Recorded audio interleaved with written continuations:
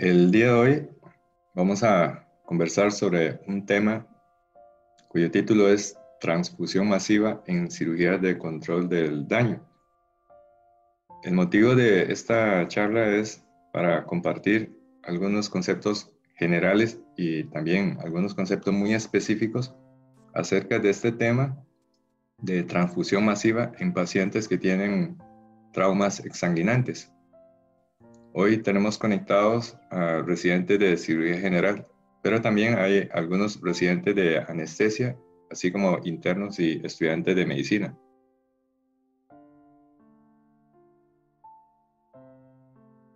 A manera de introducción, vamos a iniciar esta sesión con la exposición de un caso clínico. Es un caso clínico que sucede en el día a día, no de todos los días, pero se trata de un caso bastante típico de esa situación de trauma exsanguinante. El caso es el siguiente. Se trata de un paciente masculino. Él fue traído por la Cruz Roja, es un innominado, presenta herida por arma a fuego y con orificio de entrada tanto en ingle como en abdomen. Él está en sala de shock con una grave inestabilidad hemodinámica.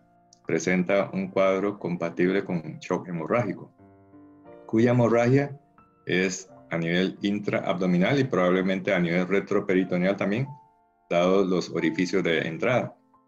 Por este motivo, él fue llevado inmediatamente a sala de operaciones y se procedió a realizarle una laparotomía. Al hacerle la incisión, se encontró un hemoperitoneo masivo y se trató entonces rápidamente de detener la hemorragia. Cuando se logró identificar los sitios de sangrado, se reparó una laceración de la vena femoral izquierda y también tuvo una laceración del riñón izquierdo. También presenta múltiples perforaciones intestinales. Las cirugías que fue sometido fue una reparación de la vena femoral, se le realizó una nefrectomía izquierda y se le realizó rafia de las perforaciones intestinales. Y esa es la escena que nos topamos. Se empezó a llenarse los aspiradores de sangre, el campo quirúrgico inundado de sangre, los paños, las gasas, los cuadros completamente empapados. Varios paños se tuvo que utilizar. Y esta es la pantalla de los signos vitales. Observe que tiene una hipotensión profunda, ni siquiera se logra marcar la presión sistólica y tiene una media de apenas 27 milímetros de mercurio. Observe cómo la onda de pulsioximetría ni siquiera logra levantar y dice artefactos. Y llamativamente tenía una frecuencia de 76 por minuto, a pesar de que el paciente estaba profundamente chocado. Y llama la atención también que entre la ropa que se le cortó, saltó al suelo esta pipeta. Es una pipeta que utilizan los drogadictos para consumir el crack. Probablemente debido a la intoxicación con cocaína, es que no logra levantar una respuesta cronotrópica para el estado de shock, porque para una hipotensión tan profunda es esperable que cualquier paciente tendría una frecuencia de más de 100 por minuto. Y tuvimos que recurrir entonces a un protocolo de transfusión masiva. Pedimos sangre, varias unidades inmediatamente, y bueno, aquí está el factor de distracción, ¿verdad? La pipeta que se le encontró de la ropa de este paciente. Bueno, así como se presentó este caso, se pudo haber ocurrido en cualquier otro tipo de traumas, pero este parece ser muy típico de lo que sería el ejemplo de un trauma exsanguinante que amerite de dos cosas: el protocolo de transfusión masiva y una cirugía de control de daño. Y predeciblemente hubo un asalto al banco de sangre. Empezamos a pedir que nos mande varias unidades de glóbulos rojos empacados, así como factores hemostáticos, en este caso plasma fresco congelado, y plaquetas. El banco de sangre realmente es un aliado fundamental para el manejo de los pacientes con trauma exsanguinante. Dichosamente, en nuestros bancos de sangre, el personal de microbiología están bien capacitados y, a pesar de la escasez, muchas veces logra resolver la gran demanda en estos casos utilizando algunos hemocomponentes que son compatibles, más no grupo ABO y RH idénticos. Entonces, literalmente con ese paciente hubo un asalto al banco de sangre. Empezamos a solicitar varias bolsas de glóbulos rojos empacados debido a que el paciente estaba con un shock muy profundo y aún no se había logrado controlar el sitio de sangrado. De hecho, para la hemostasia quirúrgica, el sitio más difícil fue a nivel de retroperitoneo por la laceración del riñón. Y dichosamente, entonces, con la ayuda de un banco de sangre que sea solvente, con personal entrenado, se logró entonces llenar la necesidad en ese momento. Observen ustedes cómo tuvimos rápidamente en sala de operaciones un pool de plaquetas, 3 unidades de glóbulos rojos empacados, 3 unidades de plasma fresco congelado, y se empezó a llegar las demás conforme el banco de sangre fue alistando y descongelando el plasma. Entonces, el manejo intraoperatorio fue la nefrectomía izquierda, se le realizó la reparación vascular y se le realizaron varias rafias intestinales. Con eso, el paciente empezó a remontar las presiones. Luego de la hemostasia vascular, empezamos a transfundirle las 8 unidades de glóbulos rojos empacados, 4 unidades de plasma fresco congelado y un pool de 6 unidades de plaquetas. Como el paciente estaba con un shock profundo, se le tuvo que iniciar soporte vasopresor con epinefrina a una dosis de 150 microgramos por minuto. Bueno, muchas veces nosotros no estamos tan acostumbrados a dimensionar si esa dosis de epinefrina es muy alta o muy baja, pero a una dilución convencional de 10 ampollas en 90 cc de solución salina, es una dilución que es bastante cotidiana. Eso equivaldría a una velocidad de 30 cc por hora, o sea, es una dosis bastante alta. Y observen ustedes cómo luego de la transfusión incluso hubo necesidad de recurrir a sangre que no es del mismo grupo, sino que se le aplicó varias unidades de glóbulos rojos empacados O negativo, entonces, y también O positivo. Aquí vean que el factor RH dice que es positivo, el grupo sanguíneo que es A. Este paciente inominado es A positivo, pero vea que al final, porque no había tantas unidades A, se le tuvo que transfundir sangre de tipo O. Por eso es que al final, cuando se le hace un grupo de sanguíneo, reporta que hay 2 grupos sanguíneos. El grupo sanguíneo original de él era A positivo, y por la transfusión de glóbulos rojos empacados O positivo, también sale que tiene 2 grupos sanguíneos. Y metabólicamente el paciente estaba muy mal. Observe que tiene un pH de 6.52, bajísimo. Tiene un bicarbonato de apenas 4.8 y el lactato está superior a 20 milimoles por litro. O sea, el paciente tenía niveles de lactato muchísimo más altos incluso que el nivel de bicarbonato. Literalmente el paciente estaba muriéndose. De hecho, dice déficit de base de menos 36.1. Cuando terminó la cirugía, se trasladó para sala de recuperación. No había cupo todavía en la unidad de cuidados intensivos. Ese paciente estaba muy mal. De hecho, ustedes pueden fácilmente darse cuenta que se trata de un indigente. Y observen ustedes las manos de este paciente. Tiene unas costras ahí, ¿verdad? No precisamente son costras de trabajar duro, sino que son costras provenientes de las quemaduras por consumo repetitivo de la cocaína en forma de crack. ¿Por qué sucede esto en las manos de los cracómanos? Porque ellos, para que la droga entre al cuerpo, necesita volatilizar calentando dentro de una pipeta. Y mientras llega el efecto de la sustancia, entra un estado de delirio, un estado de extasiado que ni siquiera logra percibir el dolor de la quemadura.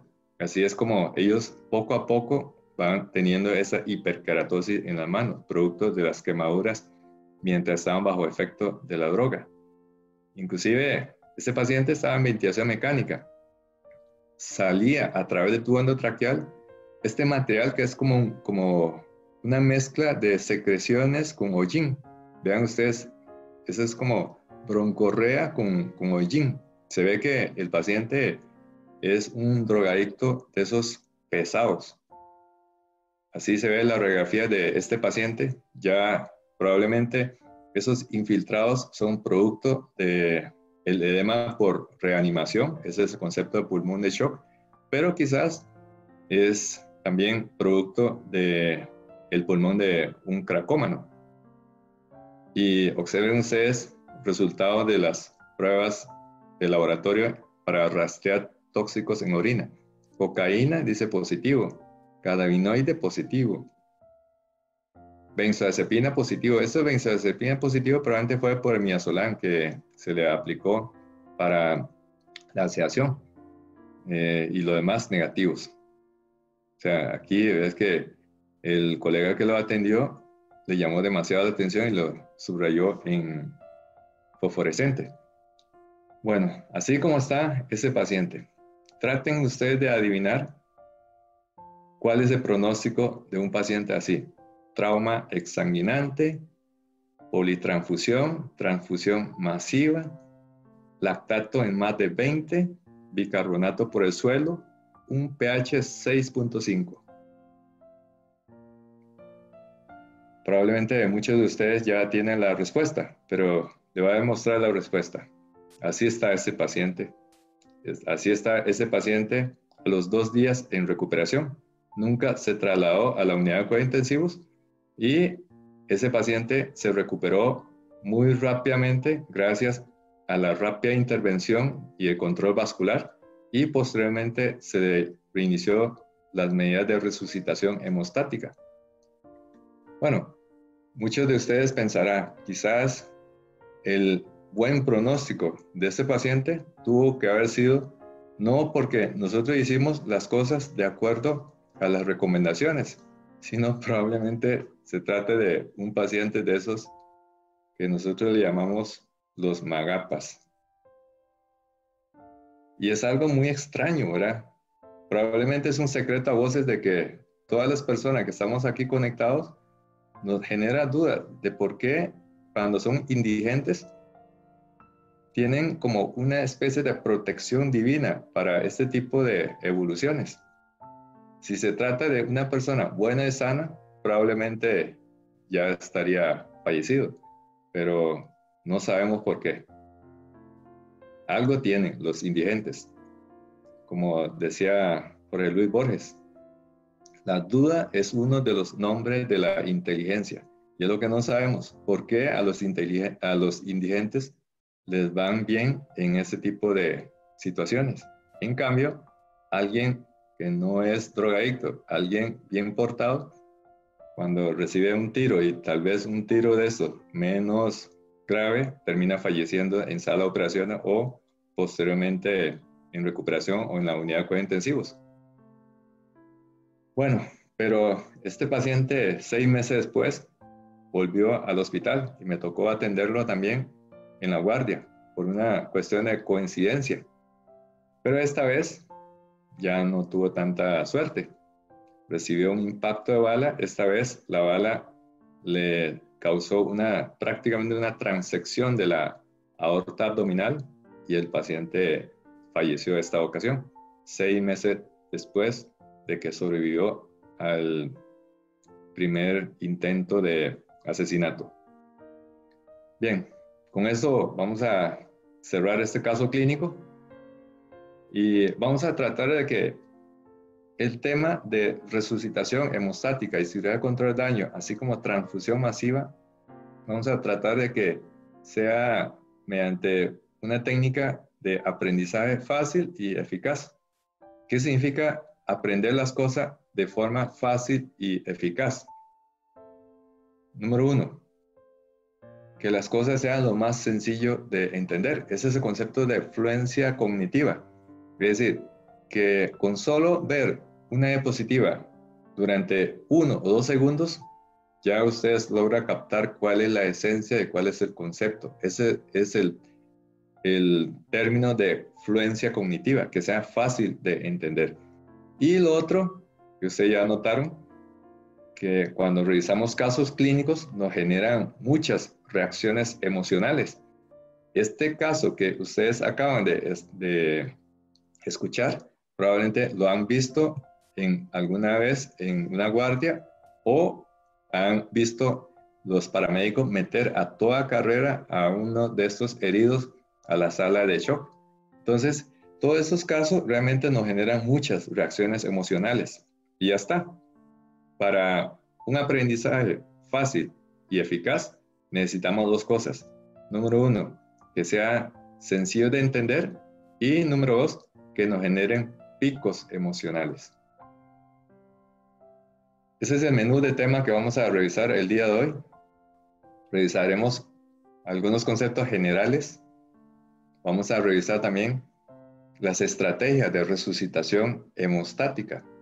Y para ello vamos a fraccionar en 3 partes. La resucitación hipotensiva, el concepto de cirugía de control de daño, algunas otras estrategias que podemos implementar y al final veremos cuáles son los mensajes para llevar para la casa. Entonces vamos a empezar con la revisión de algunos conceptos generales. Primero, la epidemiología. Es muy importante entender la magnitud numérica de este problema, de las lesiones exsanguinantes. Según la publicación en el Journal of Trauma Acute Care Surgery, el trauma es la principal causa de muerte entre los 1 a 44 años. O sea, estamos hablando de personas jóvenes y en edad reproductiva. Y las 2 principales razones de fallecimiento como producto de trauma son la lesión neurológica y la hemorragia. Muchas veces estas 2 cosas coexisten y también un buen porcentaje de ellos fallecen en la escena o durante el traslado desde la escena hasta el hospital. Pero también un porcentaje nada despreciable termina falleciendo ya sea en salas de operaciones o en el postoperatorio inmediato. Ejemplo tenemos por montones.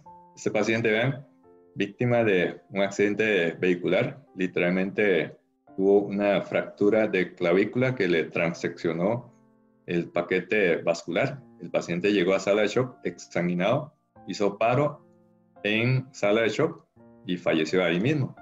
Vea que ni siquiera se bajó de la tabla de los paramédicos. Aquí tenemos otro ejemplo. Un paciente que recibió una herida por arma de fuego, esto le causó un hemotórax masivo. Vea que aquí tiene una sonda de tórax, pero el hemitórax derecho está completamente obliterado. Y esta escena tampoco es inusual. Cuando llegan los pacientes a sala de operaciones, drena un montón de sangre por todo lado y fácilmente se puede llenar 1 o 2 frascos de aspiradores. Y también cuando durante la búsqueda se encuentra un orificio, un chorro de sangre que hasta ensucia las lámparas cielíticas. Entonces, ¿a qué le llamamos transfusión masiva? Transfusión masiva se define como la necesidad de estabilizar un paciente mediante la reposición de una volemia en 24 horas o un 7% del peso ideal en adultos o un 9% en niños. Esto de el 7% y el 9% se debe al volumen plasmático. Sin embargo, este diagnóstico es un diagnóstico post-mortem. ¿Por qué? Porque es demasiado lento. O sea, no vamos a decir que luego de un día, sí, se trata de un caso de transfusión masiva. Ahora sí vamos a implementar las medidas de transfusión masiva. O sea, ese diagnóstico es anacrónico, es un tipo de diagnóstico inútil, es un tipo de diagnóstico que podríamos utilizar, pero en patología forense. Es un diagnóstico post-mortem, no nos sirve. Para ello tenemos que cambiar a definiciones más dinámicas. Así es que transfusión masiva se define más bien como la necesidad de un reemplazo de más de 50% de la volemia en 3 horas. Ya no una volemia en 24 horas, sino que se acorta a 3 horas. O, mejor aún, cuando estamos notando que para estabilizar a ese paciente necesitamos transfundirle 4 unidades de glóbulos reempacados en cuestión de 1 hora.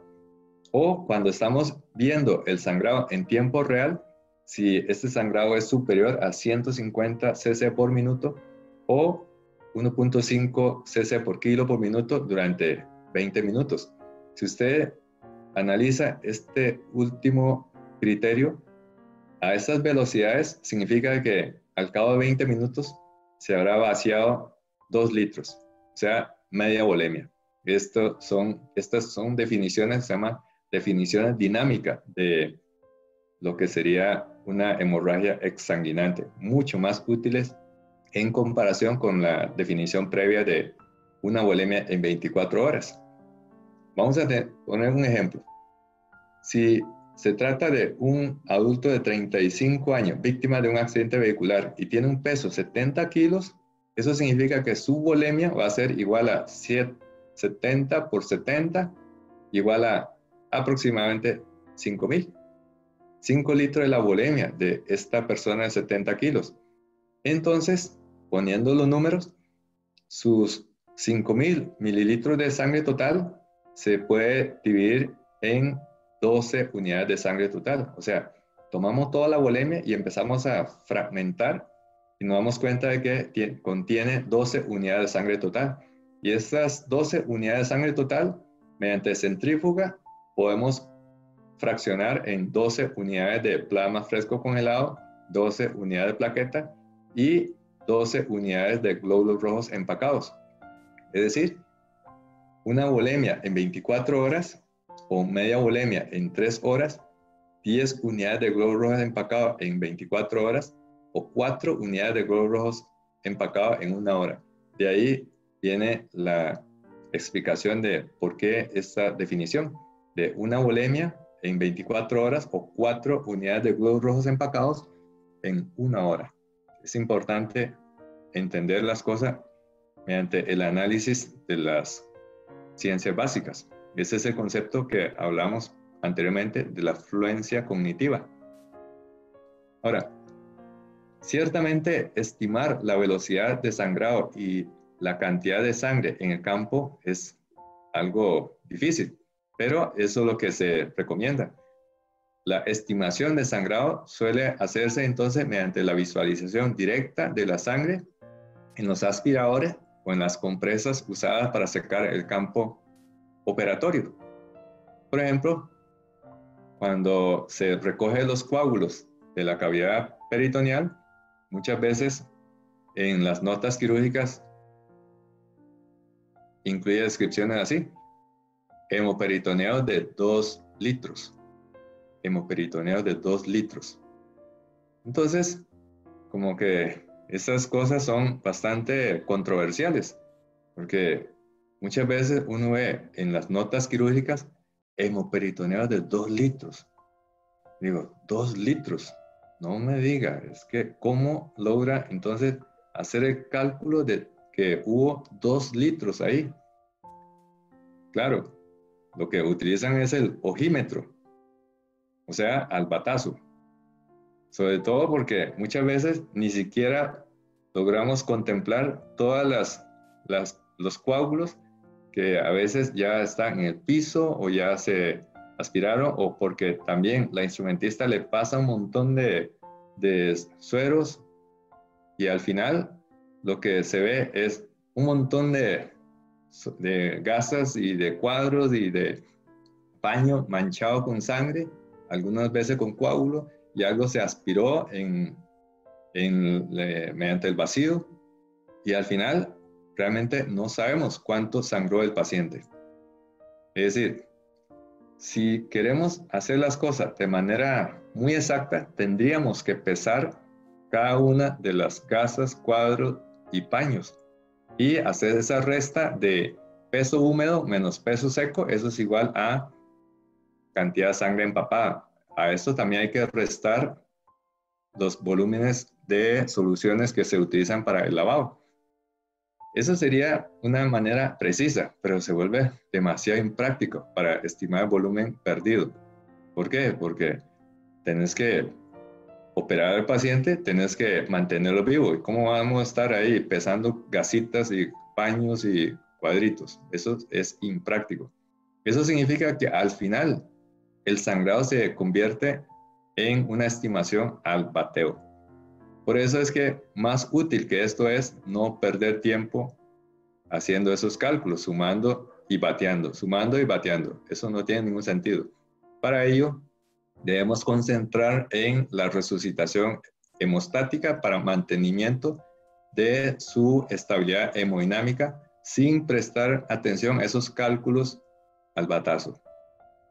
Y es muy importante saber dónde encontrar los sitios de sangrado. Según ATLS, esos son los 5 sitios de sangrado anatómico. El tórax, a nivel intraperitoneal, a nivel retroperitoneal y a nivel pélvico. Pero aquí estamos viendo 1, 2, 3, 4 sitios anatómicos. ¿Cuál otro sitio falta? Bueno, en realidad no es un sitio anatómico, es un sitio extra anatómico, el pavimento. Muchas veces, pacientes que sufren trauma y tienen un corte en cuero cabelludo, y ahí ese corte en cuero cabelludo puede dejar una volemia ahí.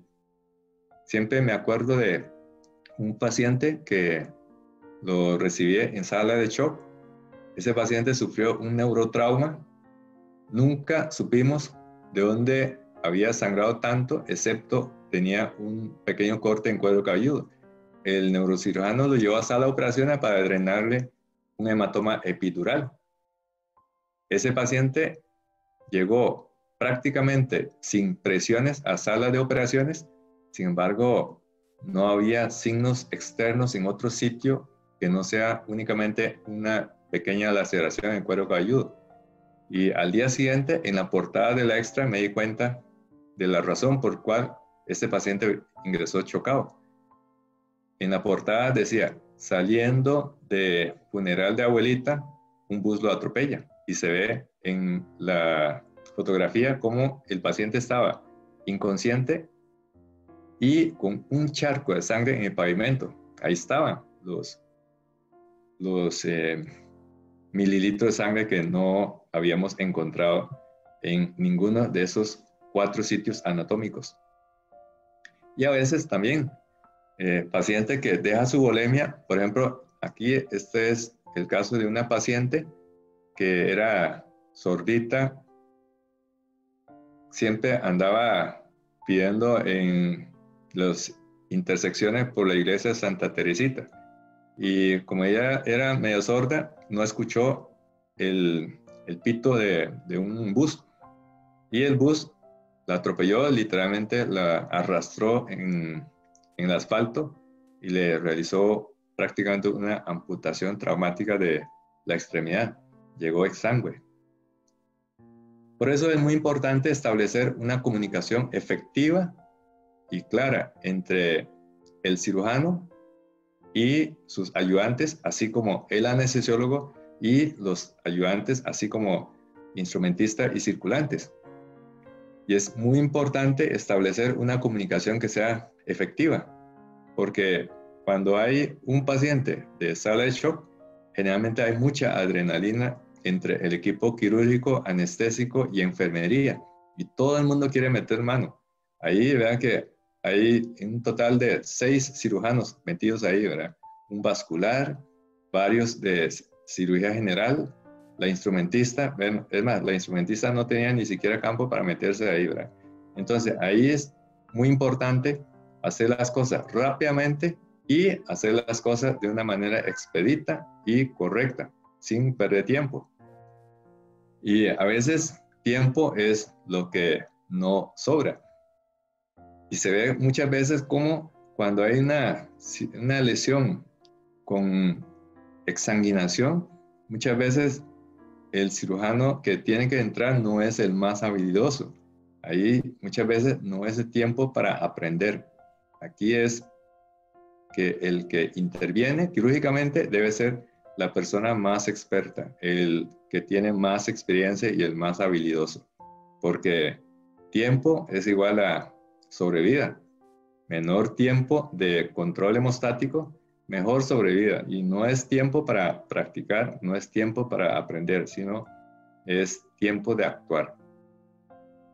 Entonces, tenemos que hacer un cambio en cuanto a enfoque de esos pacientes, un cambio de enfoque tradicional por el enfoque más actualizado, y es cambiar de término, porque anteriormente se hablaba de transfusión masiva.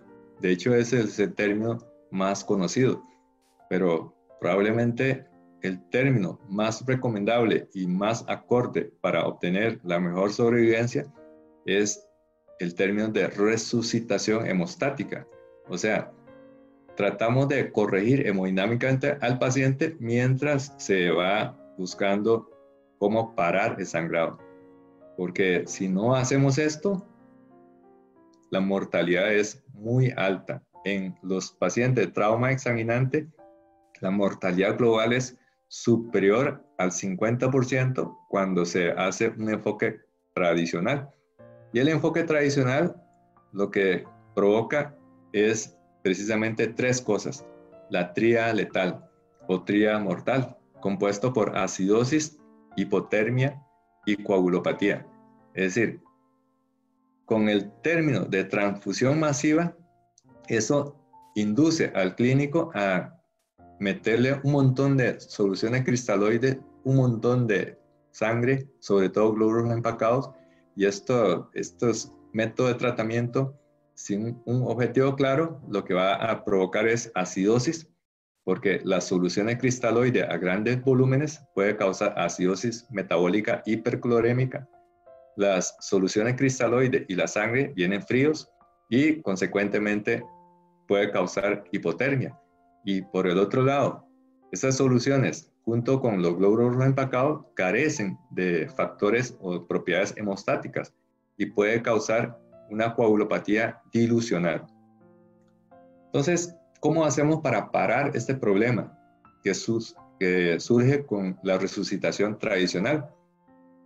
¿Cómo vamos a parar esa coagulopatía que al final mata a los pacientes? Es como muy frustrante, ¿verdad? Que se somete a una cirugía, ya se le hace una reparación de todos los orificios, el paciente, por lo menos vascularmente, no tiene puntos sangrantes, pero empieza a producir un lloriqueo a través de la piel, a través de las incisiones, y termina falleciéndose por una coagulopatía. ¿Por qué se produce una coagulopatía en un paciente de trauma? Bueno, hay varias razones. Se produce coagulopatía porque se consumen los factores. Si sangra, no solamente sangra los glóbulos rojos empacados, sangra también plasma con todos sus factores de coagulación, sangra y pierde plaquetas, sangra y pierde un montón de factores que son importantes para lograr la hemostasia. Por el otro lado, cuando aplicamos grandes volúmenes de cristaloide y glóbulos rojos empacados, vamos a causar dilución de los factores de coagulación que ya de por sí están escasos, así como de las plaquetas. Eso se llama coagulopatía dilucional. Y también cuando aplicamos grandes volúmenes de soluciones frías, incluyendo la sangre, que es mucho más fría, causamos una hipotermia iatrogénica. Junto con la acidosis, producto de uso de grandes volúmenes de soluciones cristaloides, sobre todo solución salina, provocamos entonces ese conjunto que habíamos mencionado hace poco, que sería la tríada mortal, la tríada de la muerte. Y es muy importante tener en cuenta de que si transfundimos glóbulos rojos empacado, lo que estamos haciendo realmente es meter un hemocomponente que se llama sangre desplasmatizada. De hecho, es un término como muy furries, ¿verdad? Porque esa es la literatura que utilizan en algunos países. Y sangre desplasmatizada. En realidad, nosotros le denominamos como glóbulos rojos empacados. Cuando utilizamos grandes volúmenes de glóbulos empacados sin prestar atención a que también tenemos que reponer factores de coagulación y plaquetas, podríamos estar provocando una coagulopatía dilucional. O sea, es una coagulopatía iatrogénica. Sin embargo, a lo largo de la historia se ha observado también fluctuaciones en cuanto a este problema de la coagulopatía. Curiosamente, las heridas que sufrían los soldados durante la guerra de Vietnam, al ser manejado con los protocolos de aquel entonces, no se observaba tan frecuentemente la coagulopatía. O sea, durante la guerra de Vietnam, la coagulopatía en pacientes con trauma era relativamente infrecuente. Estamos hablando de la década de los 60, hace más de 50 años. Entonces, uno se pregunta, ¿cómo es posible? ¿Cómo es posible que en la década de los 60 la coagulopatía en los pacientes, en los soldados de guerra, no era tan común como la coagulopatía que se ve en la actualidad? ¿Cómo es posible? Hay una explicación. Era el protocolo que se utilizaba en aquel entonces. La explicación es que lo que se transfundía era sangre total. Y guarda bastante lógica. ¿Por qué? Porque ¿qué pierde el soldado cuando recibe un balazo? Lo que pierde no es glóbulo rojo empacado, pierde sangre total. O sea, pierde glóbulo rojo empacado más plasma fresco congelado más plaquetas. Consecuentemente, si se le transfunde sangre total, estaría dando directamente al problema de fondo, sin que se exacerbe una coagulopatía dilucional, que sería cuando utilizamos grandes cantidades de glóbulos rojos empacados sin la cotransfusión con plasma fresco congelado y plaquetas. Por el otro lado, cuando se transfunde sangre en grandes volúmenes y que sea además acompañada con soluciones frías, lo que va a provocar es una hipotermia. Y con la hipotermia se agrava más la coagulopatía. De hecho, una temperatura corporal central menor de 35 grados se asocia con una reducción de la función de las plaquetas, así como una reducción de la fuerza de la coagulación. Y eso es por una razón bastante lógica. La cascada de coagulación funciona mediante reacciones enzimáticas en forma de cascada y para ello se necesita una temperatura óptima. La temperatura óptima es 37 grados y conforme baja la temperatura va a ir bajando también la cinética de la reacción enzimática y consecuentemente se prolonga los tiempos de coagulación. Y peor aún, si la temperatura es aún más baja, menor de 34 grados, lo que provoca es un incremento de la fibrinólisis. Y esto agrava mucho más la situación, porque no solamente no se están formando los coágulos, sino que los poquitos coágulos que se forman se rompe, se despedaza por la acción de la plasmina.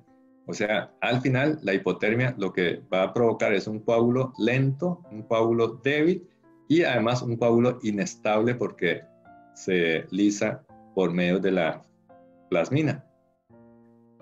Por el otro lado, nosotros mandamos exámenes de sangre, exámenes de laboratorio para tratar de valorar su capacidad de coagulación. Sin embargo, estas muestras de sangre son procesadas a temperatura de 37 grados, que es la temperatura estándar para la cual se calibran en laboratorio. O sea, no refleja la realidad térmica del paciente. Un paciente puede estar en 34 grados mientras el microbiólogo procesa la muestra a 37 grados y puede salir relativamente normal cuando el paciente a 34 grados no coagula nada. También cuando tenemos un paciente con hipotermia, nos genera otro problema aparte de la coagulopatía, y es el hecho de que con la hipotermia hay menos efecto farmacológico tanto de inotrópico como vasopresores. O sea, y esto al final suma y resta, genera un panorama muy difícil de resolver, que es el shock hemorrágico grave. Por supuesto que nosotros no podemos meter los hemocomponentes a un horno microondas antes de transfundir porque se desnaturaliza, porque se causa hemólisis. Ese es un problema bastante serio. Nosotros podemos calentar las soluciones cristaloides, pero con los glóbulos rojos empacados no podemos hacer lo mismo. Cada unidad de glóbulos rojos empacados causa una reducción de la temperatura corporal en 0.25 grados. Entonces, aquí fácilmente ustedes pueden sacar un número de 4 unidades de glóbulos empacados te baja la temperatura central en 1 grado centígrado. Bueno, entonces habíamos dicho de que la coagulopatía puede deberse a consumo, a dilución, a la hipotermia y a la acidosis. Pero falta un factor más, y ese factor se llama coagulopatía por trauma tisular. Y es un concepto relativamente reciente. Bueno, en realidad no es tan reciente porque ya tiene más de 15 años de haberse descrito. Por lo menos su fisiopatología ha sido bien dilucidada, pero tal vez no es tan popular porque la educación médica no ha enfatizado ese concepto de que el trauma puede causar una coagulopatía. ¿Por qué? Porque en los pacientes de trauma se ha observado que una cuarta parte de los pacientes de trauma ya presentan una coagulopatía en el momento de ingreso al hospital sin que se le haya aplicado una gota de sangre, una gota de cristaloides. O sea, eso significa que la coagulopatía por trauma es muy temprano, mucho antes que la coagulopatía por consumo y mucho más temprano que la coagulopatía dilucional. Es una coagulopatía propia del trauma. ¿Por qué? No todos los pacientes de trauma presentan este problema, porque en los pacientes de cirugía electiva no presentan la coagulopatía, a pesar de que puede estar sometido a una cirugía bastante invasiva. Por ejemplo, una cirugía de Whipple, por ejemplo, una cirugía de tórax. Se trata de cirugía electiva bastante invasiva, pero no desarrolla coagulopatía. En cambio, el paciente de trauma sí desarrolla una coagulopatía por trauma. ¿Por qué? ¿Cuál es la diferencia? Es importante entender. La cirugía convencional se trata de un trauma que es controlable, anticipable, paso a paso.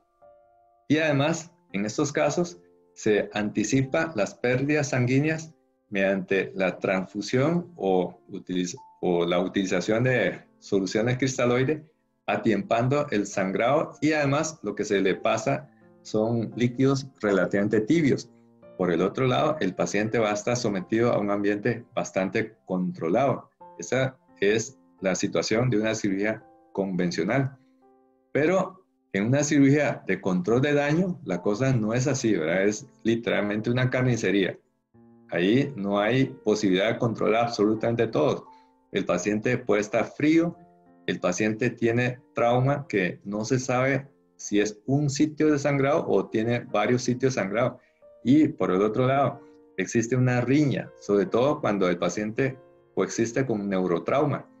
Ustedes pueden fácilmente recordar cuando un paciente que sufre politrauma y tiene un trauma también a nivel de sistema nervioso central, ¿qué hacer? ¿Llevarlo a sala de operaciones así nomás? ¿O pasar el paciente a TAC y después de TAC pasar a sala de operaciones? Ese es el dilema de siempre. Así es que podemos hacer la diferencia entre una cirugía electiva y una cirugía de trauma. En la cirugía electiva hay previsión y hay calentamiento, mientras que en cirugía de trauma hay hipovolemia y además hay hipotermia. Esa es la razón por la cual en cirugía de trauma nos enfrentamos con muchísimo más frecuencia la coagulopatía. Y la coagulopatía realmente conlleva un mal pronóstico, como en esta publicación de Trauma del 2003, dice que la coagulopatía temprana predice la mortalidad en los pacientes de trauma. ¿Qué fue lo que ellos encontraron en este estudio? Utilizaron 2 puntos de corte para pruebas convencionales de coagulación. Ellos utilizaban como punto de corte TPT de más de 1.8 veces con respecto al valor superior normal de laboratorio, y cuando el valor de INR es superior a 1.5. Con eso dividen entonces 2 grupos de pacientes: los que tienen TPT menor de 1.8 y los que tienen INR menor de 1.5. Y la conclusión es bastante escalofriante, ¿verdad? Porque cuando tienen TP normal versus TP anormal, aquí ustedes pueden ver la curva de sobrevida. Días, aquí el punto de corte a los 30 días. Aquí ve 100% sobrevida, 0% de sobrevida. Evidentemente, los que tuvieron TP normales, vean que tuvieron una curva de sobrevivencia de Kaplan-Meier por arriba de la curva de TP anormal. ¿Y cuál fue la diferencia? 35% menos de mortalidad cuando TP es normal. Por el otro lado, algo todavía más impactante es la vía intrínseca, o sea, TPT. Cuando TPT está normal versus TPT anormal, vea qué impresionante la diferencia entre una curva de TPT anormal con respecto a la curva de TPT normal. De hecho, la diferencia fue más de 300%. Eso significa de que si un paciente tiene TPT anormal, realmente la cosa va cuesta arriba. Y nosotros estamos más acostumbrados a ver cómo los pacientes tienen en trauma TP anormal que TPT anormal. Si tiene TPT anormal, realmente la cosa es cuesta arriba. Peor, ¿verdad? Si tiene un coagulograma así, donde nada coagula, ni TP, ni TPT, ni INR, nada coagula, ¿verdad? Entonces, cuando tenemos un coagulograma así, literalmente lo que tenemos en sala es un muerto. A veces vemos ese tipo de situaciones. Por ejemplo, este paciente de trauma tiene un INR 2.35 y en cambio su TPT está relativamente normal. Entonces, es mucho peor un paciente con trauma que tenga TPT anormal que cuando tenga una alteración en la vía extrínseca. Esta evalúa la vía extrínseca. TPT evalúa la vía intrínseca. Entonces, una prolongación de tiempo de la vía intrínseca conlleva peor pronóstico, 326% más en comparación con la vía extrínseca, cuyo incremento de la mortalidad es apenas un 35%. ¿Y qué hacemos con alguien con un INR de 2.35? Bueno, es relativamente sencillo de resolver. Le pasamos plasma fresco congelado, porque en el plasma fresco congelado tiene los factores de coagulación de la vía extrínseca. Con eso se corrige. De hecho, se corrige hasta prácticamente llevarlo a niveles casi a la normalidad. En este caso, 1.21. Entonces, ¿qué hacemos con este paciente? O sea, un INR de 1.21 no es tan normal, porque lo normal es 1. Lo normal es de 1. Entonces, aquí nos planteamos la pregunta: cuántas unidades de plasma fresco congelado debo de aplicar a este paciente para llevar el INR a un valor completamente normal de 1. En esta publicación de Anesthesia Analgesia analiza el problema. Entonces, si nosotros tenemos INR que están prolongados acá, 2.5, 2, 1.5 por ahí, y empezamos a aplicarle plasma, una unidad, vea que baja, 2 unidades baja más, 3 unidades baja más, 4, pero nunca llega a el valor mágico de la normalidad de 1. O sea, esto, si analizamos mediante fórmula matemática, eso se llama una asíntota. O sea, llega a tocar el 1.0 en el infinito. O sea, no vamos a transfundir a un paciente infinita cantidad de plasma fresco congelado para llevar a 1. Pero ni así. Ni así, porque el plasma fresco congelado es malísimo para normalizar un INR de 1.5. Ni pierda tiempo. ¿Por qué? Porque ya dentro de la unidad de plasma fresco congelado, si nosotros le hacemos un INR, ahí está la explicación. El INR de la bolsa de glóbulo de plasma fresco congelado es 1.2. O sea, ni siquiera la bolsa tiene 1. ¿Cómo vamos a normalizar la prueba de coagulación de un paciente que tiene INR de 1.2? Imposible. Sin embargo, se ha observado que un INR de 1.5 es un perfil de coagulación bastante decente en la vía extrínseca y probablemente es suficiente para el control del sangrado que no sea de tipo vascular. Otro problema de la coagulopatía, y es bastante más difícil de documentar, es la alteración de la hemostasia primaria. Esto está dado por el recuento de la función de las plaquetas.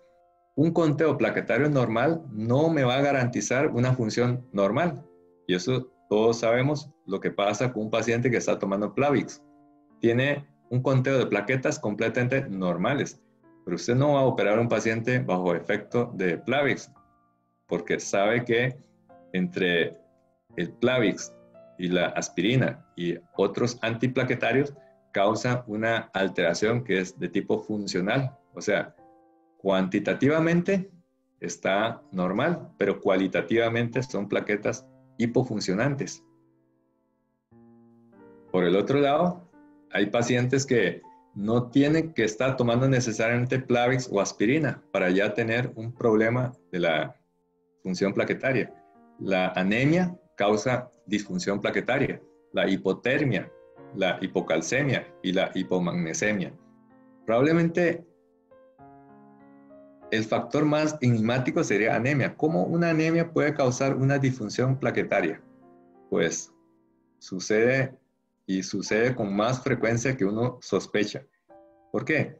Porque ¿qué se necesita para que las plaquetas se peguen a la lesión subendotelial? Precisamente que se demargine primero. Y cuando hay una anemia, las plaquetas viajan preferiblemente en el centro del torrente sanguíneo. Necesitamos una mayor cantidad de glóbulos rojos empacados para empujar las plaquetas para que se demargine.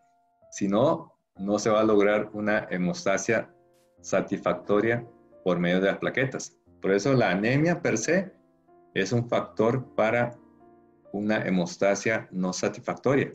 De hecho, muchas veces transfundiendo los glóbulos empacados se logra mejorar la hemostasia, porque al fin y al cabo, ¿de qué se forma el coágulo?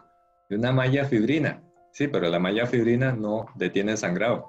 Se necesita una malla de fibrina y que atrape los glóbulos rojos para formar un tapón hemostático que cierre el sitio de la lesión vascular. ¿Y cuál es el punto corte para decir que cuantitativamente las plaquetas son responsables de una hipocoagulabilidad? Depende del tipo de cirugía. Para cirugías poco invasivas, con 50,000 plaquetas es adecuado. Y si se necesita para cirugías de más alto riesgo, el número tiene que incrementar a más de 100,000. Y hay un punto intermedio que sería las cirugías de sistema nervioso central y la cirugía que involucre el ojo. En este caso, el conteo plaquetario sería de al menos 80,000. Muchas veces nosotros también nos topamos con la sorpresa de que parece que todo está normal, pero hay un parámetro que a veces no nos fijamos y es la concentración de fibrinógeno. Pocas veces nosotros mandamos específicamente la concentración de fibrinógeno. Más bien a veces como que el microbiólogo se apiada de nosotros y te reporta también fibrinógeno, pero con total seguridad nosotros generalmente lo que hacemos es mandar TP-TPT y casi nunca pedimos fibrinógeno.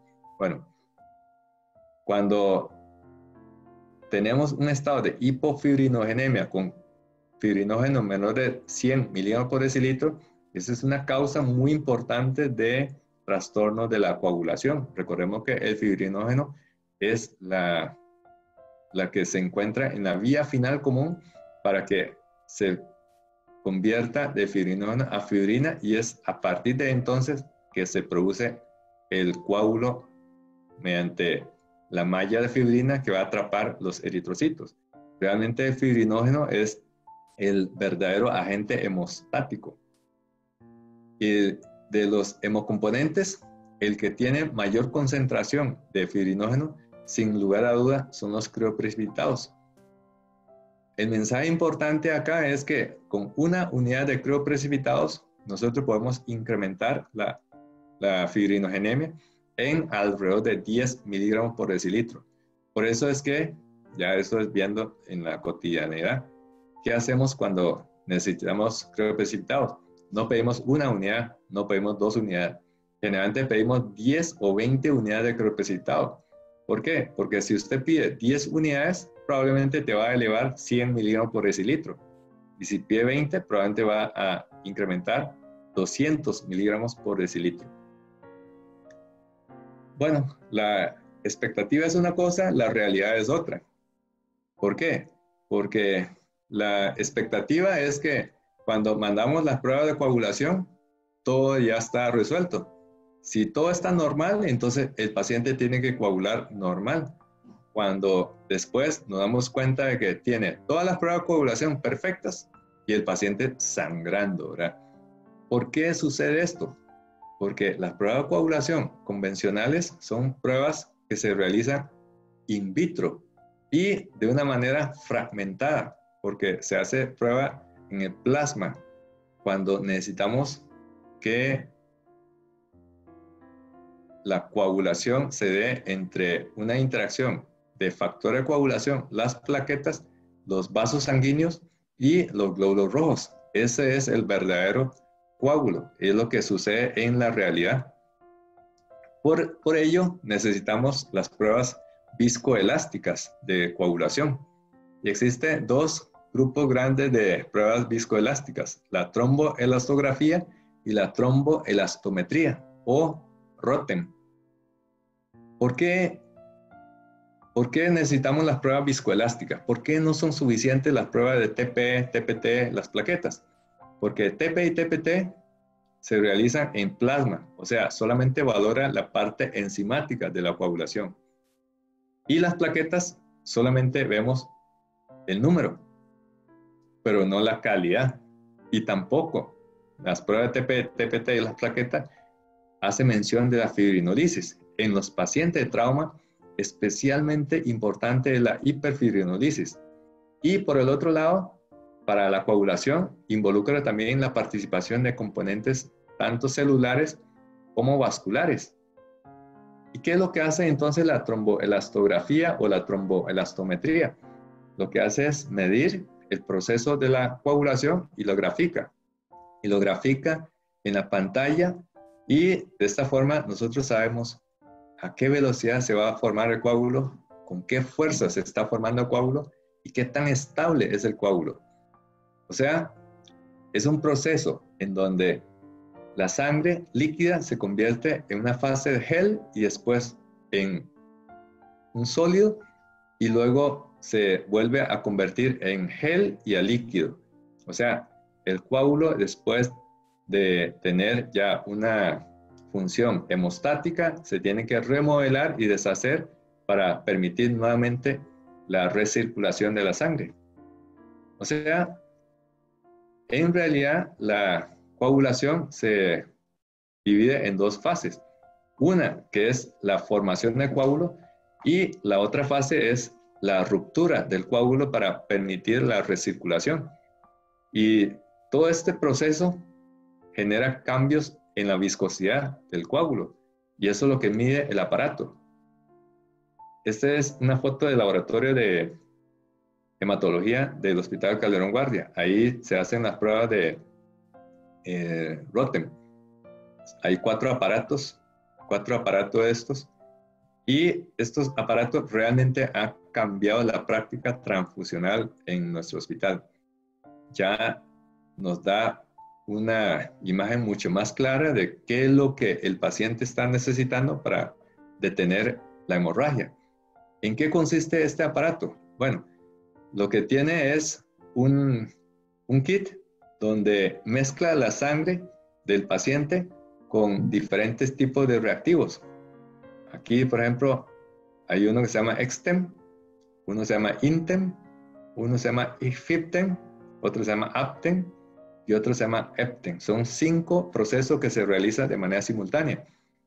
Y se necesita enviar una muestra de sangre en un tubo de ensayo de tapa celeste, muy importante, tapa celeste.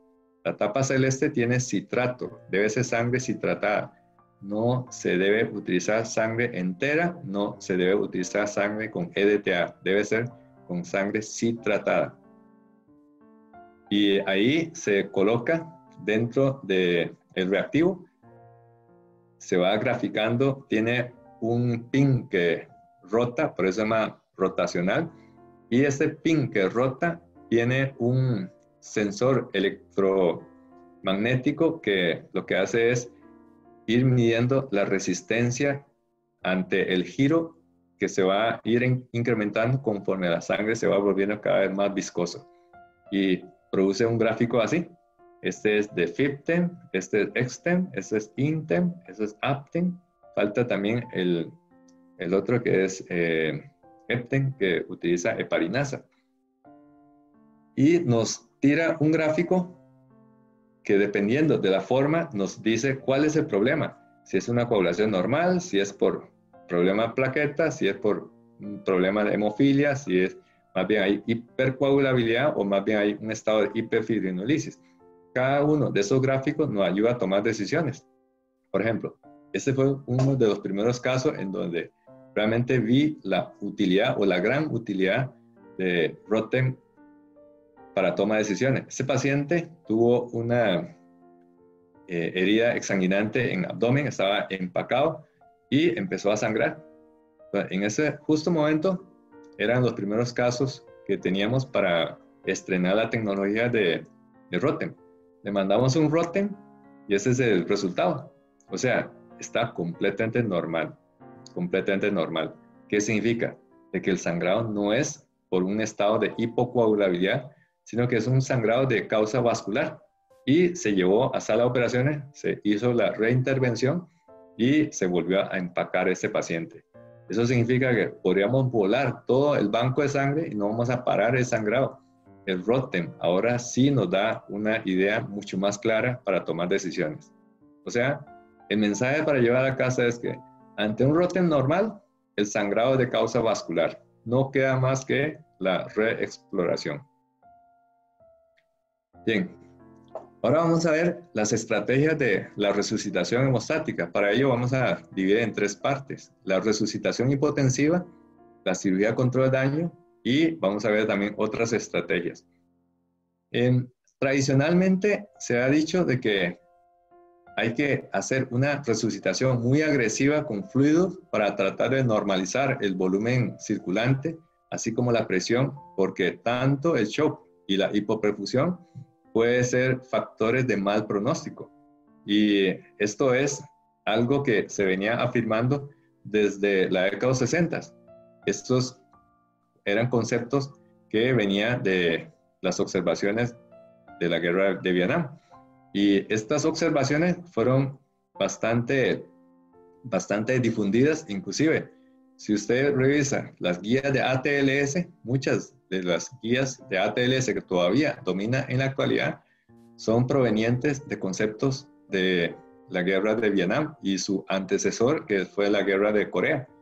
Y según ATLS, cualquier paciente de trauma, independientemente si tuvo o no sangrado importante, hay que tomar 2 buenas PIAs 18 y de un solo aplicarle 1 a 2 litros IVSTAT, necesite o no necesite.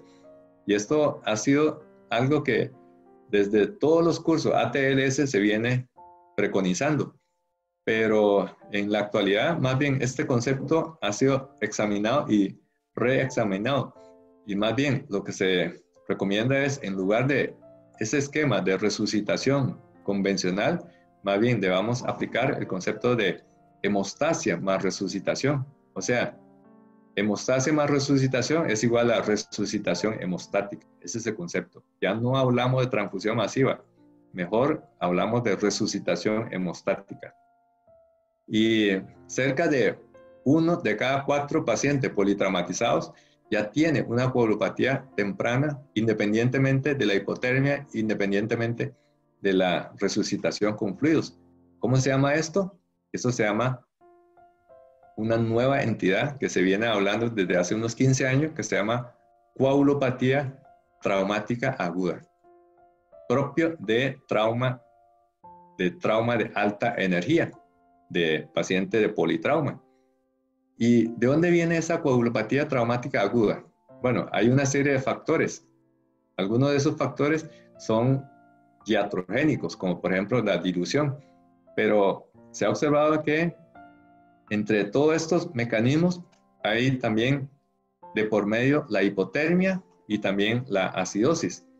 Pero sin lugar a duda, uno de los componentes más importantes de la coagulopatía traumática es la hiperfibrinolisis, ya que la hiperfibrinolisis ya no es detectado por TP, TPT y las plaquetas.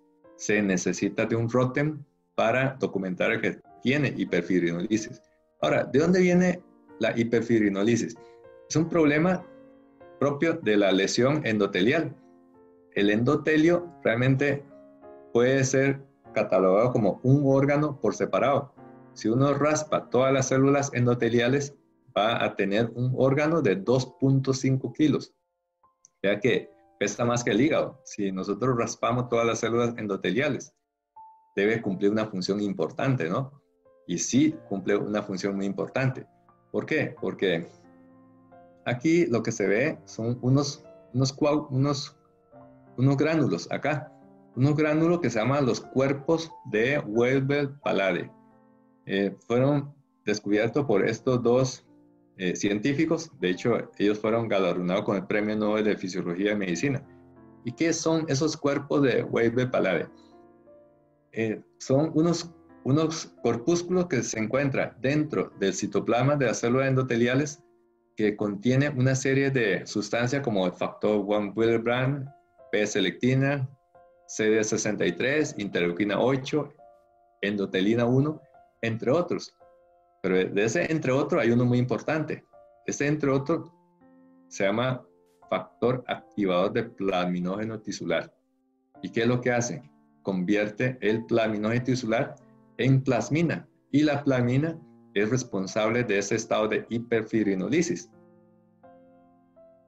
Es decir, trauma mayor genera una entidad que se llama endoteliopatía traumática. Cuando hay disfunción endotelial, se liberan los gránulos dentro de los cuerpos de Weibel-Palade y se produce entonces la activación de plasminógeno en plasmina, y los niveles elevados de plasmina serían los responsables del estado de hiperfibrinolisis, un problema más para la coagulopatía. El otro componente de la resucitación hemostática es la cirugía de control de daño. La cirugía de control de daño. La cirugía de control de daño se tiene que complementar con una estrategia que se llama resucitación hipotensiva. O sea, nosotros tenemos que normalizar o corregir el estado grave de inestabilidad hemodinámica. ¿Cómo lo hacemos? Entre la cirugía de control de daño más la resucitación hemostática. Esto en forma conjunta se llama resucitación hipotensiva. Resucitación hipotensiva. Vamos a revisar el primer componente de resucitación hipotensiva, que es la cirugía de control de daño.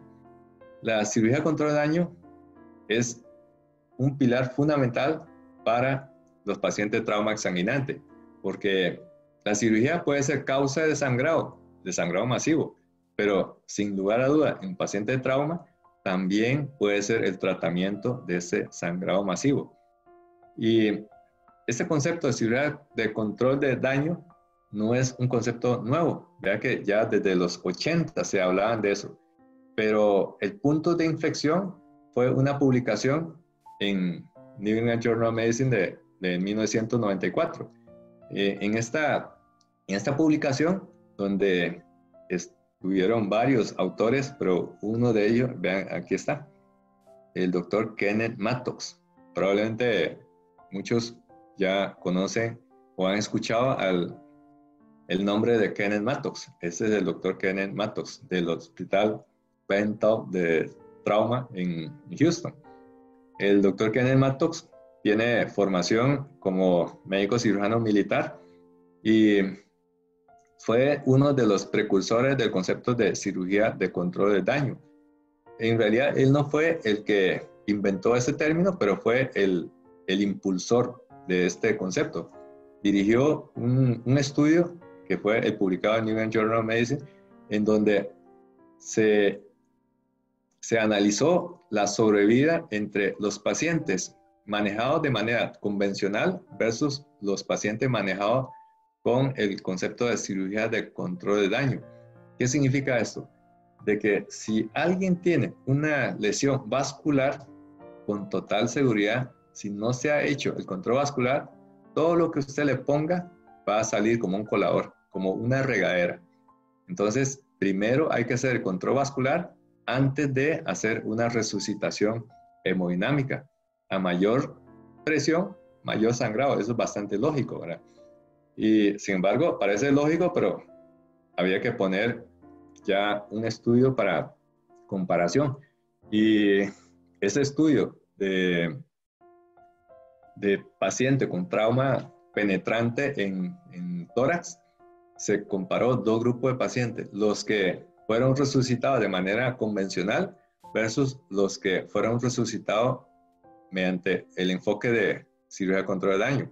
Y la conclusión de ese estudio es que para pacientes hipotensos con trauma penetrante en torso, el retardo de medida de resucitación agresiva con fluido antes de lograr la intervención quirúrgica con hemostasia va a mejorar el resultado. O sea, no hay que ser muy entusiasta para normalizar la hemodinamia si no se ha hecho el control vascular.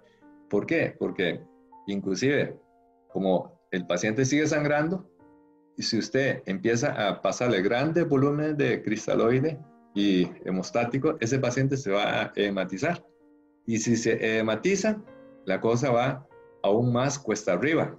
¿Por qué? Porque aparte de que ya hay un estado de hiperfibrinolisis, ahora tenemos otro problema más.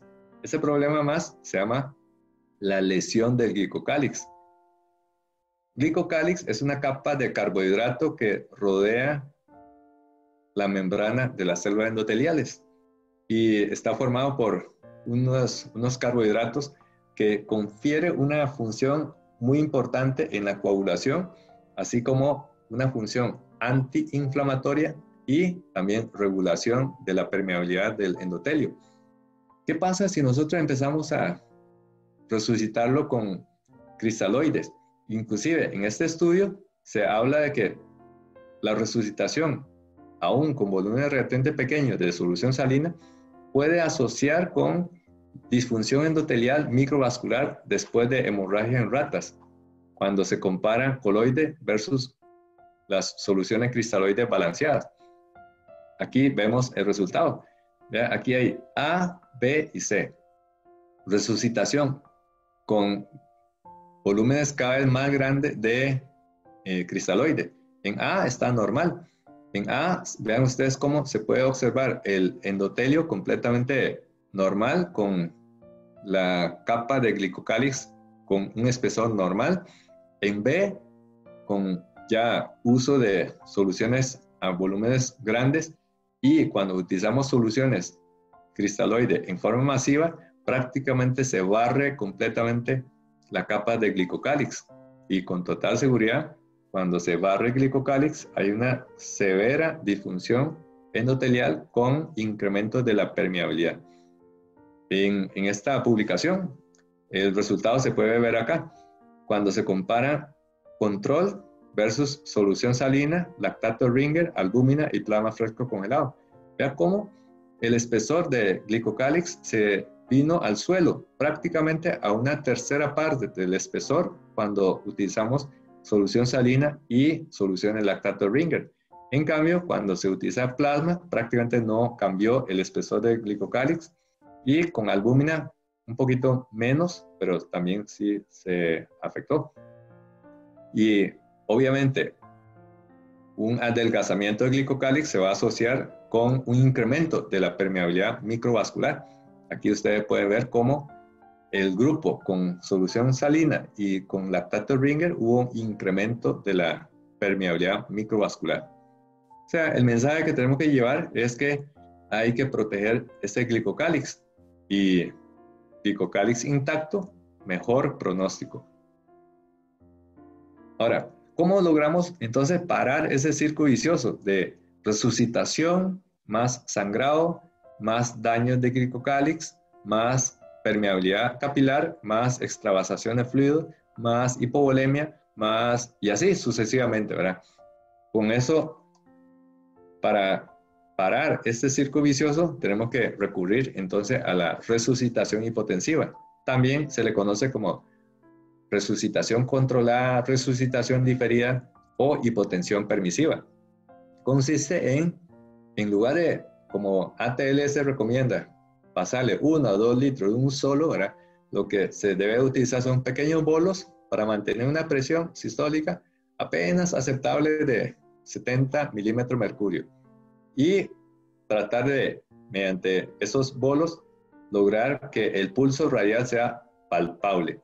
O como decía el doctor Kenneth Mattox, si durante el traslado de la escena al hospital el paciente mantiene el estado sensorio, probablemente esté bien. O sea, en palabra más bonita, él decía, si el paciente es capaz de cerebrar, probablemente hay que parar los fluidos de resucitación hasta que se lleve a sala y control vascular. Y otro componente importante de la resucitación hipotensiva es cambiar la política de transfusión, incrementando la proporción de plasma, plaqueta y glóbulo empacado, buscando el 1-1-1. Una unidad de plasma, una unidad de plaqueta por una unidad de glóbulos rojos empacados. Pero acá tenemos que retroceder un poco a la historia, y es mediante esta pregunta que podemos hacer un rastreo de la historia. ¿Está o no indicada la transfusión de sangre total? ¿Alguna vez alguno de ustedes han transfundido sangre total a un paciente? Es una pregunta media como caprichosa, ¿no? Por supuesto que no, ¿verdad? Nadie ha transfundido sangre total, pero sí lo hacemos. ¿Cómo? Como dice, sin querer queriendo, nosotros hacemos transfusión de sangre total, pero era dogmático hasta hace un par de años que no hay que transfundir sangre total. Esto fue por un cambio en la política de los bancos de sangre, especialmente a finales de los 70, cuando para mejorar el aprovechamiento de la sangre que está escasa, se fragmenta para mejorar entonces la la eficiencia, porque si usted almacena la sangre fresca, muy rápidamente las plaquetas se van a perder la funcionalidad 5 días. Y si no bajamos la temperatura, los factores termolábiles también se van a echar a perder. Así es que fragmentando podemos guardar la sangre en sus 3 componentes a diferente temperatura. Plaqueta a temperatura normal, ambiente en agitación continua. El plasma fresco congelado se almacena a una temperatura por debajo de menos 17 grados. Y glóbulos empacados entre 2 a 8 grados. Así podemos tener plasma por 1 año, glóbulos empacados por 35 días y plaqueta por 5 días. Pero si no fragmentamos, entonces esa sangre se va a echar a perder muy rápidamente. En 5 días ya no hay plaquetas, en 8 horas ya no hay capacidad de coagulación. Pero ¿de dónde viene este concepto de que no hay que transfundir sangre total? Era un concepto anacrónico porque se arrastra desde tiempos de la Primera Guerra Mundial, cuando se había observado que la transfusión de sangre total incrementa la mortalidad. Claro, sí incrementa la mortalidad porque en la Primera Guerra Mundial ni siquiera se conocía el concepto de incompatibilidad sanguínea. Fue Karl Landsteiner el que describió los grupos ABO y posteriormente RH. Y en 1930 se le galardona con el Premio Nobel de Fisiología y Medicina. O sea, en Primera Guerra Mundial se transfundía y si tuvo la suerte de coincidir con grupos sanguíneos, se salvó el paciente. Pero si no hubo compatibilidad, el paciente se murió por la transfusión. Por eso era una práctica bastante insegura. Y se había dictado la norma de que no hay que transfundir sangre total. Pero, ¿qué es lo que tiene el paciente cuando hay una lesión vascular? ¿Qué está perdiendo? Sangre total. No está perdiendo glóbulos empacados. Lo que pierde es sangre total. Por ende, lo que tenemos que reponer sería sangre total. Y una unidad de sangre total está formada por una unidad de glóbulos empacados, una unidad de plasma fresco congelado y una unidad de plaquetas. Así es que cuando nosotros pedimos 1, 1, 1, ¿qué es lo que estamos haciendo? Estamos transfundiendo una unidad de sangre total reconstituida. Sangre total reconstituida. No es sangre total fresca, sino sangre total reconstituida.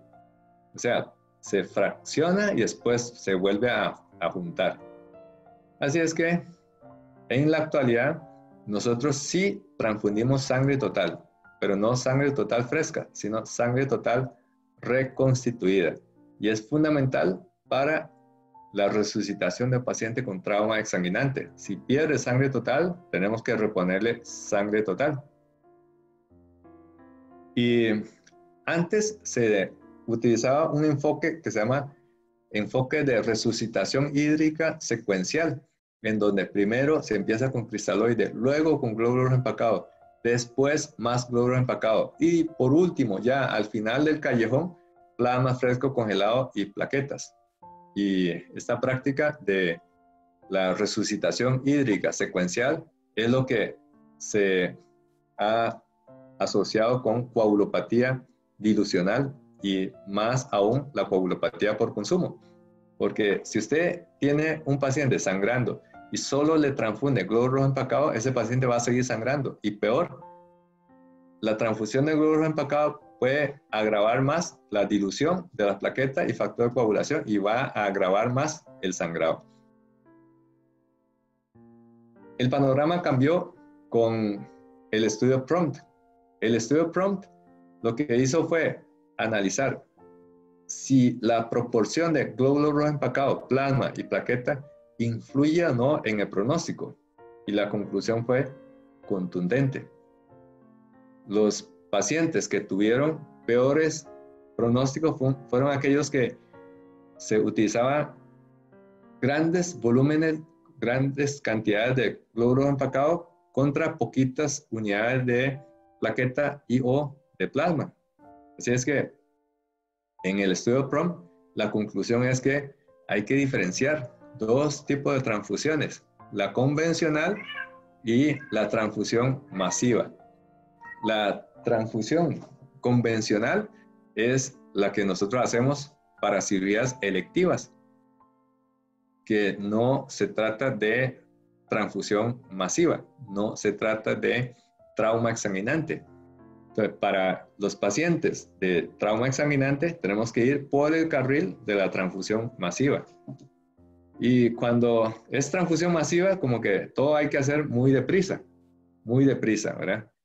Entonces, cuando usted llama al banco de sangre que nos mande las bolsas de glóbulos rojos y te dice, ya te vamos a mandar, pero danos unos 5 minutos. Entonces, y uno se enoja, ¿verdad? Con el banco de sangre, pero en realidad, esta cantidad de tiempo es mínimo necesario para la seguridad. ¿Por qué? Porque primero el banco de sangre tiene que testear de que realmente lo que está rotulado en la bolsa coincide con lo que el paciente necesita. O sea, si el banco de sangre mete una unidad de glóbulo rojo empacado y resulta de que se había caído la etiqueta y está pegado con otra calcomanía tipo B, o sea, un error administrativo puede ser muy grave para el paciente. Por eso, el banco de sangre siempre hace una prueba, por lo menos, de que sea grupo ABO compatible. Si no, el paciente puede correr grave riesgo de sufrir una reacción de incompatibilidad muy crítica.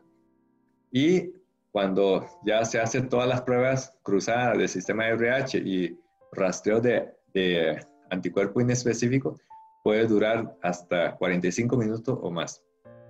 Y el banco de sangre lo que hace es realizar una transfusión in vitro. O sea, corta un pedacito de esta tubuladura, mezcla con la sangre del paciente para ver si hay o no aglutinación. Si no hay aglutinación en los primeros 5 minutos, eso significa que por lo menos tiene compatibilidad del sistema ABO y se puede transfundir con una seguridad de 99%. Si se completa todas las pruebas cruzadas, la seguridad es de 99.99%. Así, ahí se ve, ¿verdad? Y esta es la razón enigmática de por qué las bolsas de glóbulo rojo empacado viene con este montón de mangueritas y todas cortadas así, ¿verdad? Con zona de soldadura. Eso es para hacer las pruebas. Así mezcla, ve aquí, el microbiólogo me mostró cómo se hace, ¿verdad? Mezcla la sangre del paciente con un poquito de esta sangre de los tubitos para ver si hay o no aglutinación. ¿Ve? Aquí lo que hubo fue sedimentación, pero no hubo aglutinación, así que es compatible. Y ni qué decir cuando usted pide plasma fresco congelado. Esto, plasma fresco congelado, viene de un congelador a una temperatura de menos 17 grados. Inclusive hay otro congelador que almacena a una temperatura de menos 70 grados a base de CO2 líquido. Entonces, llevar la temperatura, o sea, literalmente un bloque de hielo a una temperatura que permita ser transfundido, se necesita tiempo y se calienta en baño María a 37 grados. Eso lleva bastante tiempo, ¿verdad? Y a veces también no entendemos, ¿verdad? Y nos enojamos porque el microbiólogo dice que nos mande más muestra de sangre del paciente. Y uno dice, ¿para qué? Si el grupo ABO y RH no va a cambiar. Pues sí, es una cuestión de seguridad. Porque cuando usted manda el tubito de ensayo, que de hecho es un tubo de ensayo tapa lila, ahí está la sangre del paciente, y lo que hace es tomar una muestra de esta sangre y mezcla con la sangre de estas tubuladuras de las bolsas. Pero si se hace transfusión de muchas unidades, entonces se gasta la sangre de este tubo de ensayo. Por eso el microbiólogo te pide más y no hay que enojarse, porque así es la seguridad en la política transfusional. Bien, uno se pregunta, bueno, entonces, ¿cómo sé yo de que el paciente es uno que va por el carril de transfusión convencional y no por el carril de transfusión masiva. Para eso hay ya estudios que nos orientan. Este estudio fue publicado en el año 2009 en Journal Trauma y básicamente se resume en un score. El score se llama el score o valoración de consumo de sangre.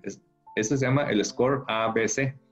El ABC score básicamente es, si usted tiene un paciente con trauma penetrante, valore 3 cosas muy rápidamente. ¿Cómo está el ultrasonido FAST? ¿Cómo está la sistólica? ¿Y cómo está la frecuencia cardíaca? Nada más, 3 cosas. Y si tiene 2 o más puntos, predice transfusión masiva con una sensibilidad de 75% y una especificidad de 86%. O sea, si un paciente le mete una puñalada o le pega un tiro en abdomen y tiene FAST positivo, tiene sistólica menor de 90 y frecuencia más de 120, va por el carril de transfusión masiva. Y si es por el carril de transfusión masiva, piense en resucitación hemostática, en resucitación hipotensiva, en cirugía de control de daño y en utilizar transfusión bajo la proporción de 1-1-1. Bueno, pero siempre que aparece un artículo de esto, aparece contraartículo. Este es un contraartículo del año 2018, 9 años después. Y dice, el uso del score ABC para activar el protocolo de transfusión masiva, el yin y el yang, o sea, el blanco y el negro. Y la conclusión de los autores de este estudio es que el ABC score sobreestima la necesidad de transfusión masiva y causa desperdicio de hemocomponentes. Entonces, está diciendo, en un artículo dice que sí, pero en el otro artículo dice que no, ¿verdad? Entonces, esto es bastante común en el día a día. Aparece un artículo que habla maravillas y después viene otro contraartículo que es como el que le sacude completamente los conceptos, ¿verdad? Entonces, cuando empezamos a toparnos con artículo y contraartículo y después otro contraartículo y después otro reartículo, ¿verdad? Sentimos cierta frustración, ¿verdad? Pero realmente no hay que quejarse. Correlaciona con la clínica. Y es algo que tenemos que estar acostumbrados. Y eso lo vivimos en el día a día cuando leemos los reportes de radiólogo. Siempre termina con una frase, correlaciona con la clínica. Y así tiene que ser. Usted es el médico tratante. Usted es el que tiene que tomar las decisiones porque usted está viendo al paciente. Correlaciona con la clínica. Bien, en cuanto a cirugía de control de daño, se hace por 4 partes, ¿verdad? La parte 0 es la fase prehospitalaria. La fase 1 es la laparotomía inicial. La fase 2 es cuando hay que revertir las causas tanto metabólicas como fisiológicas de la hipotensión. Y la fase 3 es la relaparotomía. En la fase prehospitalaria, ¿qué se hace? La táctica de pick and run, o sea, cargar el enfermo y llevarlo rápidamente a un centro de trauma. Pero también hay que considerar, como en estas guías europeas de paciente de manejo de trauma mayor, que se recomienda utilizar torniquetes para detener aquellas hemorragias en extremidades dañadas en un ambiente prequirúrgico. Sí se recomienda la colocación de torniquetes. Aquí tenemos un ejemplo. Vea este paciente se le colocó un torniquete hechizo.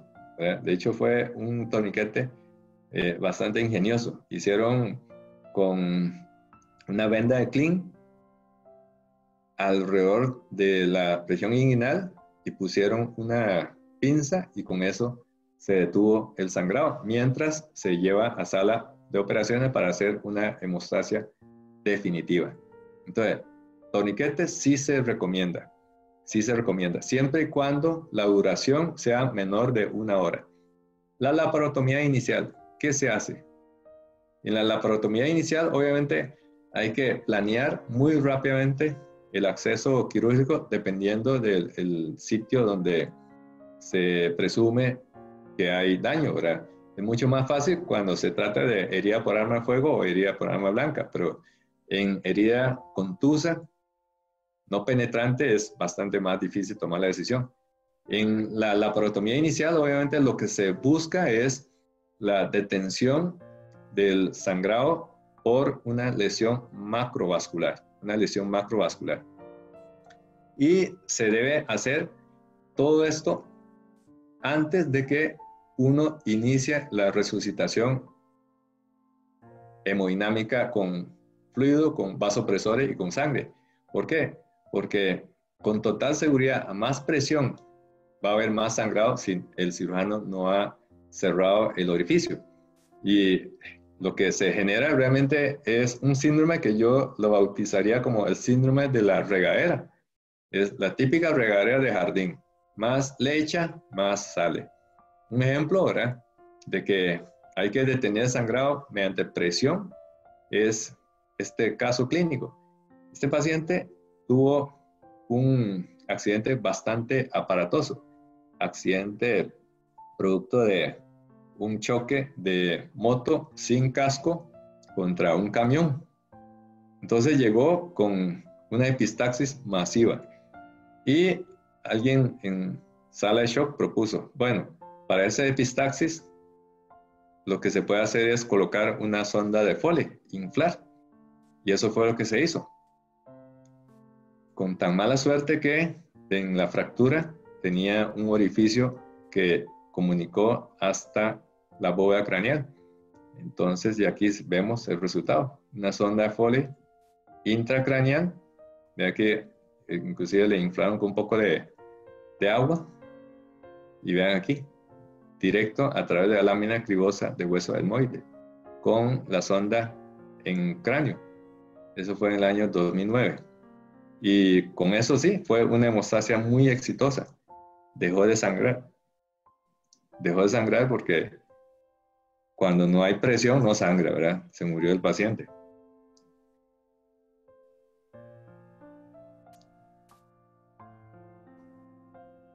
Eso es cuando don Ramón, ¿verdad?, cuando ve un caso como esto, quiere hacer lo mismo que al Chavo del Ocho, ¿verdad?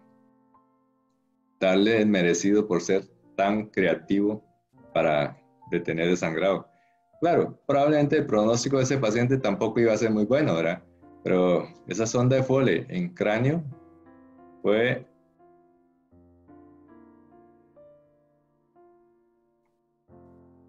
Usted ya se imagina, ¿verdad?, cuál fue la palabra.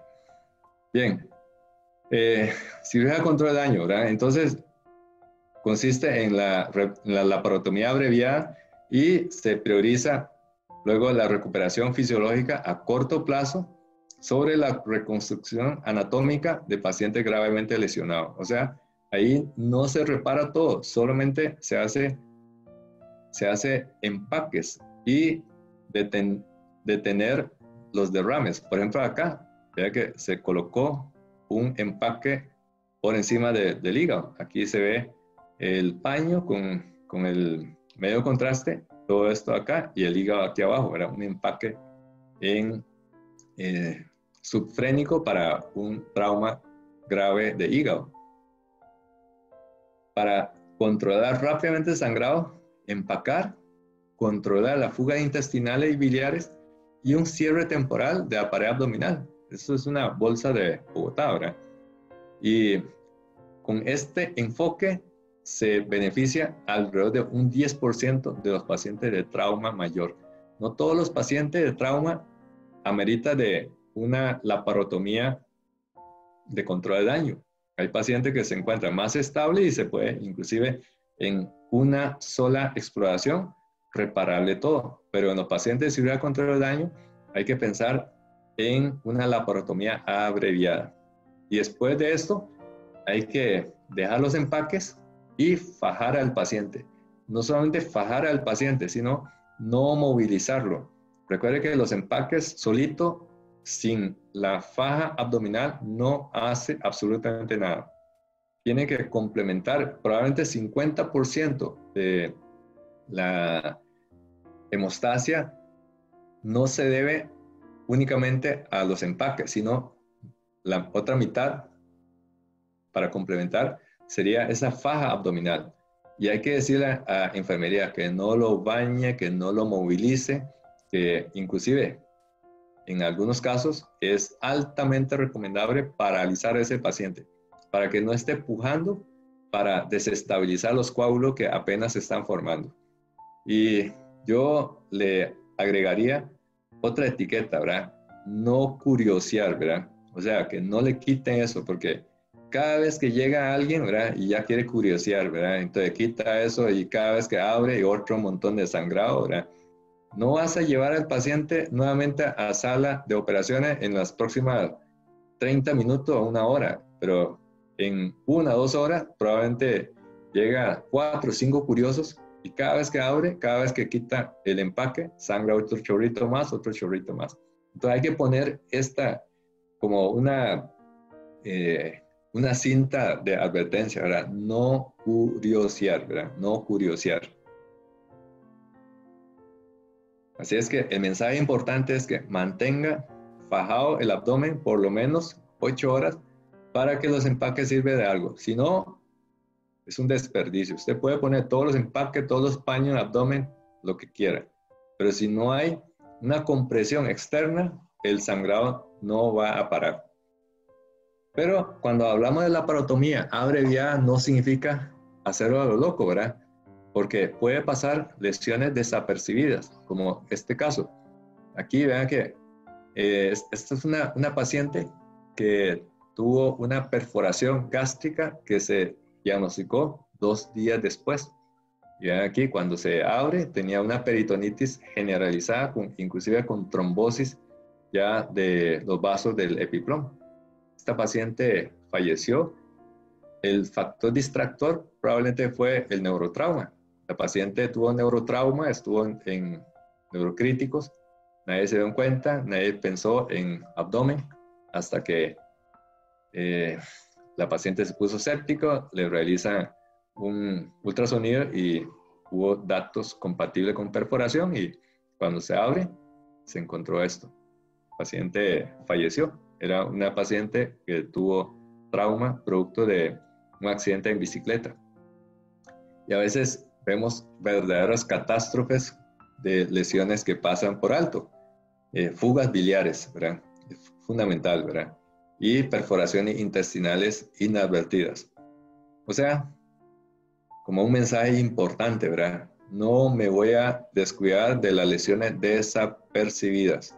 Pensar de que cuando se hace a la carrera para este tipo de cirugía de laparotomía abreviada, hay que hacer las cosas rápidamente, pero que no se pase lesiones desapercibidas. En la fase 2 hay que revertir entonces todas las secuelas metabólicas y fisiológicas de esta hipotensión, ¿verdad? Entonces uno se pregunta, ¿cuáles son las metas hemodinámicas? Y hay un montón, ¿verdad?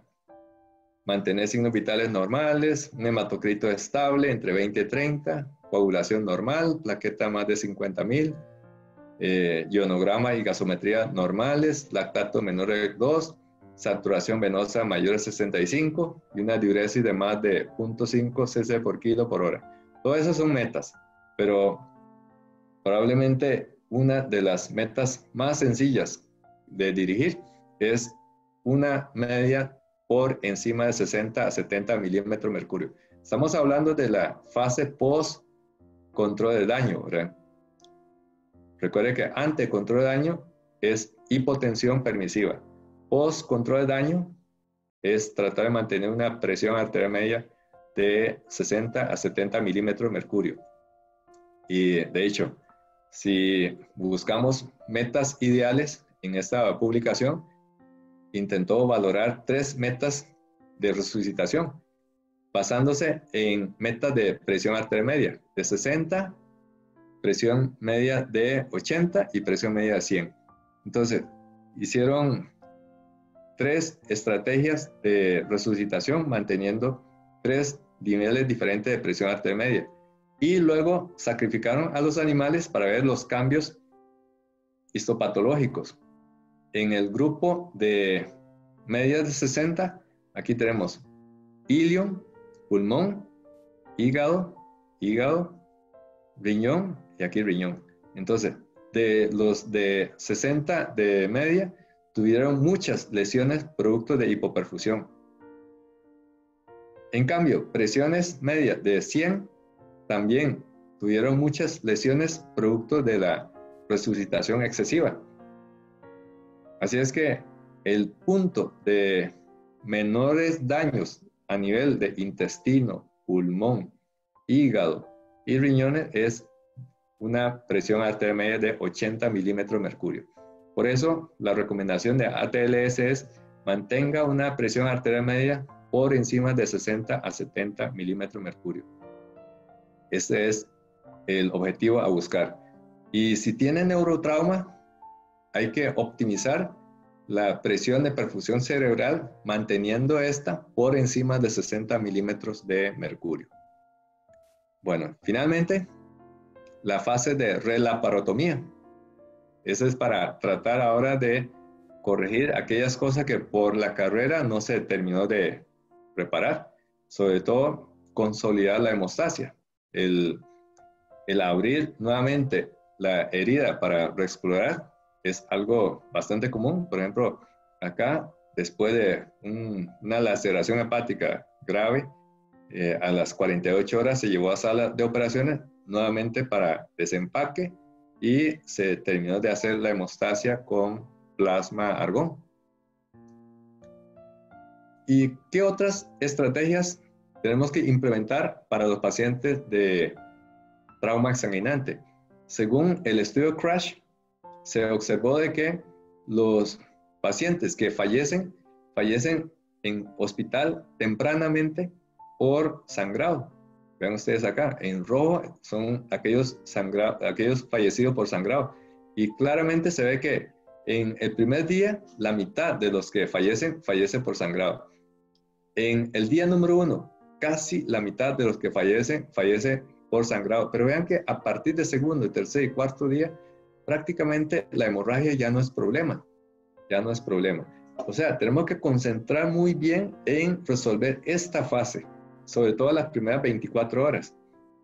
Para ello, el protocolo de CRASH preconiza de que se debe utilizar en las primeras 8 horas ácido tranexámico a una dosis de 1 gramo IV en 10 minutos y luego 1 gramo IV en las siguientes 8 horas y no más allá de las próximas 8 a 16 horas.